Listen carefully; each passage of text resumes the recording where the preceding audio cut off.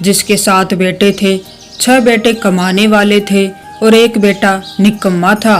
बुढ़िया माँ 6 पुत्रों का जूठा 7वें पुत्र को देती। 7वां पुत्र एक दिन अपनी पत्नी से बोला, देखो मेरी माता मुझ पर कितना प्रेम करती है। वह बोली, क्यों नहीं, सबका जूठा बचा हुआ तुमको खिलाती है। वह बोला, जब तक आंखों से न देख लूं तब तक नहीं मान सकता। पत्नी ने हंसकर कहा, देख लोगे तब तो मानोगे ना। कुछ दिन बाद एक बड़ा त्योहार आया। घर में 7 प्रकार के भोजन और चूरमा के लड्डू बने। वह पत्नी की बात को जांचने के लिए सिर दर्द का बहाना बनाकर पतला कपड़ा सिर पर ओढ़ कर रसोई में जाकर सो गया और कपड़े में से सब देखता रहा। 6 भाई भोजन करने आए। उसने देखा माँ ने उनके लिए सुंदर सुंदर आसन बिछाए, 7 प्रकार की रसोई परोसी और आग्रह कर करके उन्हें भोजन कराती रही। वह देखता रहा। 6 भाई भोजन करके उठ गए। तब माँ ने उनकी थालियों में से लड्डुओं के टुकड़ों को उठाया और एक लड्डू बनाया। जूठन साफ करके माँ ने उसे पुकारा, उठ बेटा उठ, तेरे भाइयों ने भोजन कर लिया, तू भी उठकर भोजन कर ले। उसने कहा, माँ मुझे भोजन नहीं करना, मैं परदेश जा रहा हूँ। माता ने कहा, कल जाना हो तो आज ही जा। वह बोला, हाँ हाँ जा रहा हूँ।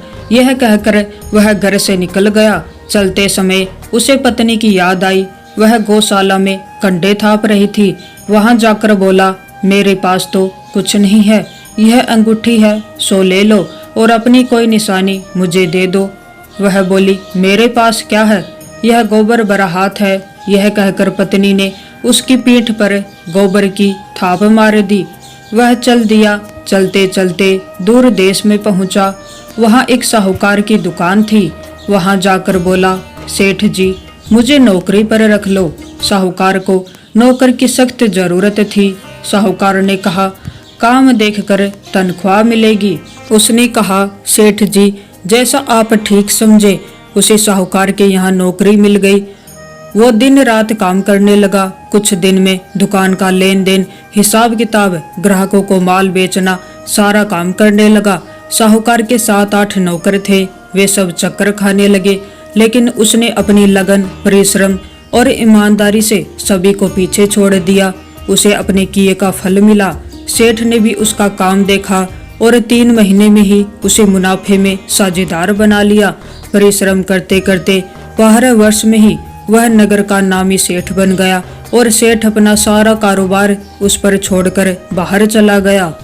इधर उसकी पत्नी को सास ससुर दुख देने लगे। गृहस्थी का काम करवाकर उसे लकड़ी लेने जंगल में भेजते।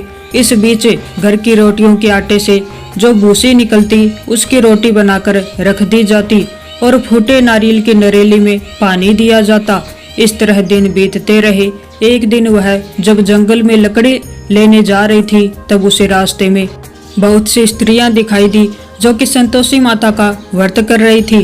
वो खड़ी होकर पूछने लगी, बहनों यह तुम किस देवता का व्रत कर रही हो और इसके करने का क्या फल होता है, इसके करने की विधि क्या है?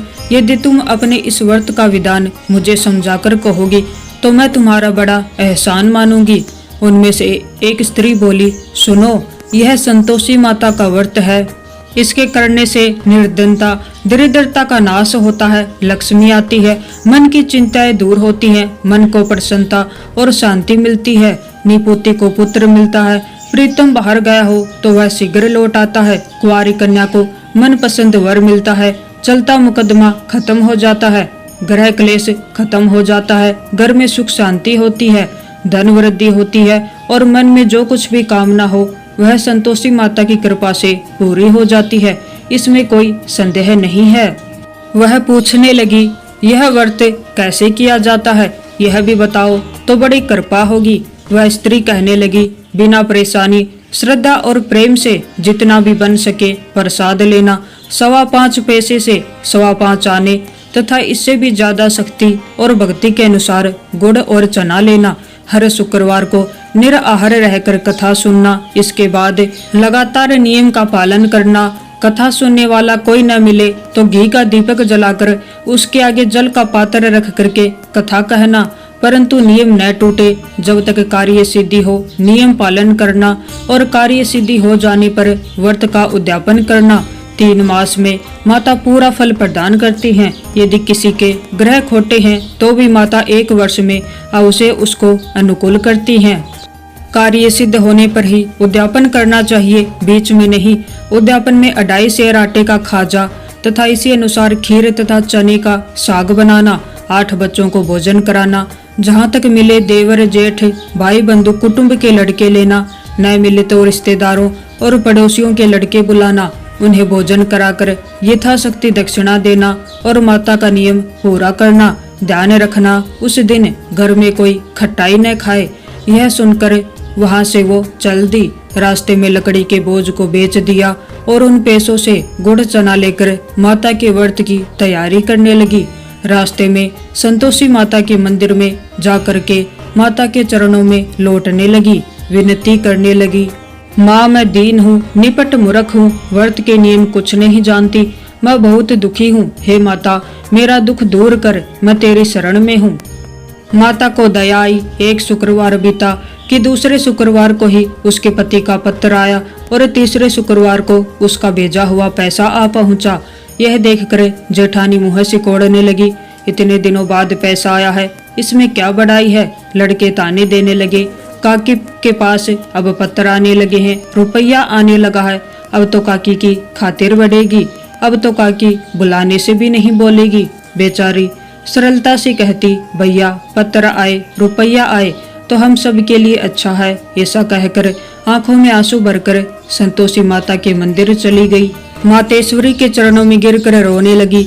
माँ, मैंने तुमसे पैसा नहीं मांगा, मुझे पैसे से क्या काम, मुझे तो अपने सुहाग से काम है, मैं तो अपने स्वामी के दर्शन और सेवा मांगती हूँ। तब माता ने प्रसन्न होकर कहा, जा बेटी, तेरा स्वामी जल्द ही आएगा। यह सुनकर खुशी से बावली होकर वह घर आकर काम करने लगी। संतोषी माँ विचार करने लगी, इस भोली पुत्री से मैंने कह तो दिया कि तेरा पति शीघ्र आएगा, पर आएगा कहाँ से।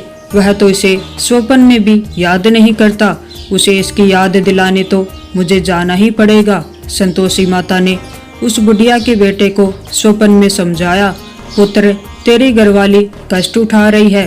तो वह बोला, हाँ माता, यह तो मुझे भी मालूम है, परंतु क्या करूं, वहां कैसे जाऊं, परदेश की बात है, हिसाब किताब का काम है, कोई रास्ता नजर नहीं आता, आप ही कोई राय दिखाइए कि मैं कैसे जाऊं।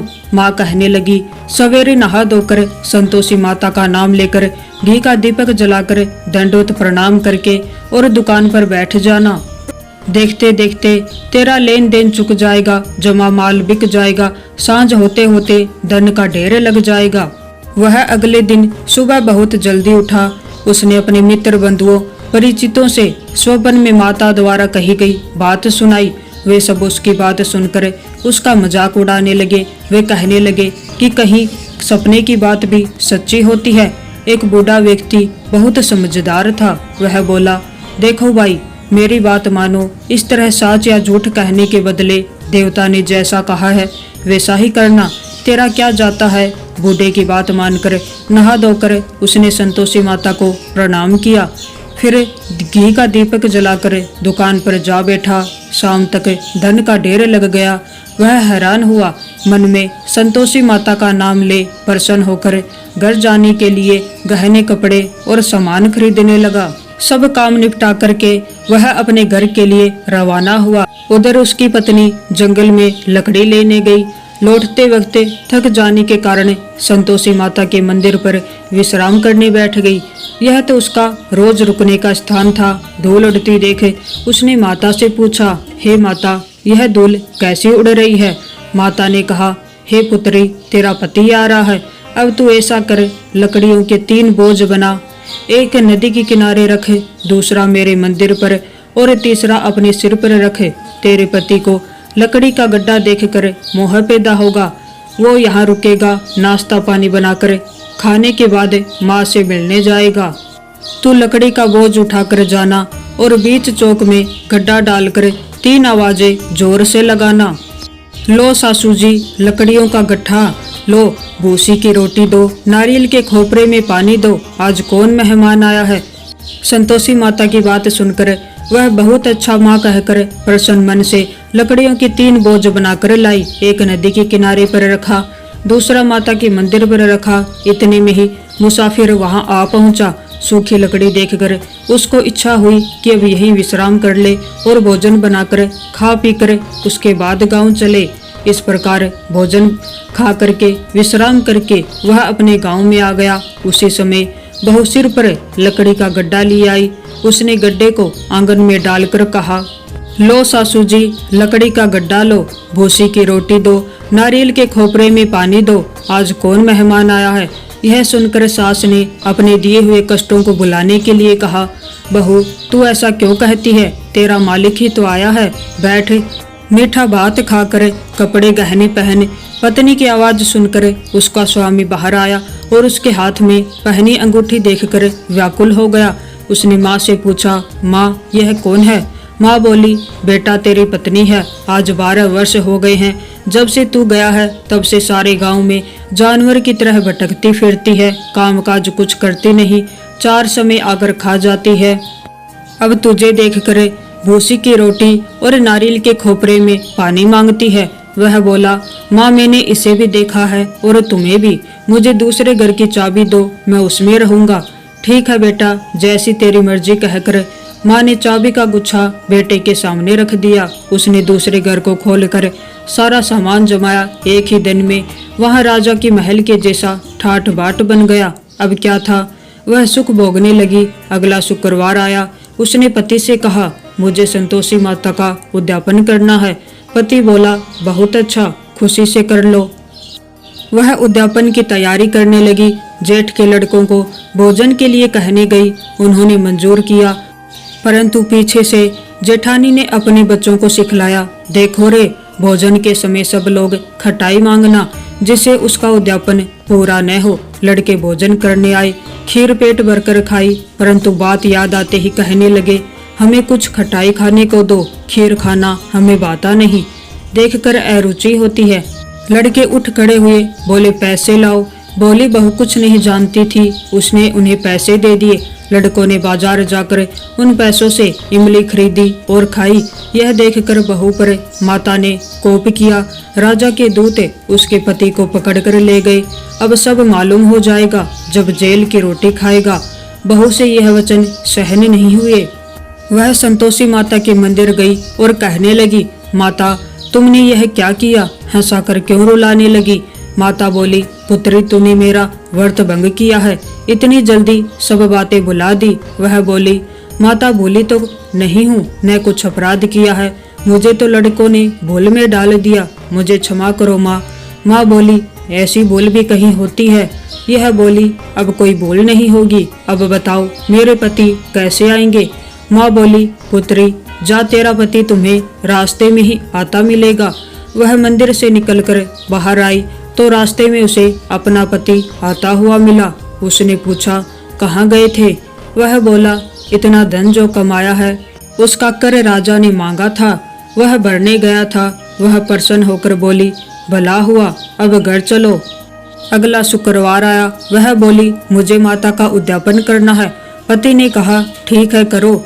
वह फिर जेठ के लड़कों से भोजन को कहने गई। जेठानी ने लड़कों को सिखा दिया कि तुम पहले की तरह खटाई मांगना। लड़के भोजन करने बैठे, लेकिन भोजन करने से पहले ही कहने लगे, हमें खीर पूरी नहीं बाती, जी बिगड़ता है, कुछ खटाई खाने को दो। तो बहू बोली, खटाई खाने को नहीं मिलेगी, खाना हो तो खाओ। उनके उठकर चले जाने पर उसने ब्राह्मणों के लड़के को बुलाकर भोजन करवाया। दक्षिणा की जगह उन्हें एक एक फल दिया। इससे संतोषी माता प्रसन्न हो गई। माता की कृपा से 9 महीने के बाद उसे चंद्रमा के समान एक सुंदर पुत्र प्राप्त हुआ। पुत्र को लेकर वह प्रतिदिन संतोषी माता के मंदिर जाने लगी।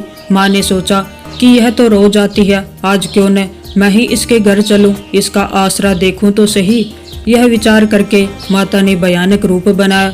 गुड़ और चने से सना मुख, ऊपर से सूंड के समान होठ, उस पर मक्खियां बिनबना रही थी। दहलीज में पैर रखते ही उसकी सास चिल्लाई, देखो रे, कोई चुड़ैल डाकिनी चली आ रही है, लड़को इसे भगाओ, नहीं तो सबको खा जाएगी। बहू रोशनदान से देख रही थी। वह प्रसन्न हो उठी। आज मेरी माता मेरे घर आई है, यह कहकर दूध पीते बच्चे को गोद से उतार दिया। उसकी सास गुस्से से बोली, देखो कैसी उतावली हुई है, जो बच्चे को पटक दिया। इतने में माँ के प्रताप से जहाँ देखो वहाँ लड़के ही लड़के नजर आने लगे। बहू ने कहा, सासू जी, मैं जिनका व्रत करती हूँ यह वही संतोषी माता हैं। इतना कहकर उसने झट से घर के सारे किवाड़ खोल दिए। सबने माता के चरण पकड़ लिए और विनती करके कहने लगे, हे माता, हम मूर्ख हैं, अज्ञानी हैं, तुम्हारे व्रत की विधि हम नहीं जानते। तुम्हारा व्रत भंग करके हमने बड़ा अपराध किया है। हे माता, आप हमारे अपराधों को क्षमा करें। इस प्रकार बार बार कहने पर संतोषी माता प्रसन्न हुई। इसके बाद उसकी सास कहने लगी, हे संतोषी माता, आपने बहू को जैसा फल दिया है वैसा सबको देना। जो भी इस कथा को सुने या पढ़े उसके सभी मनोरथों को पूर्ण करना। तो ये थी शुक्रवार की पौराणिक कथा। अगर आपको ये कहानी अच्छी लगी हो तो वीडियो को लाइक करें और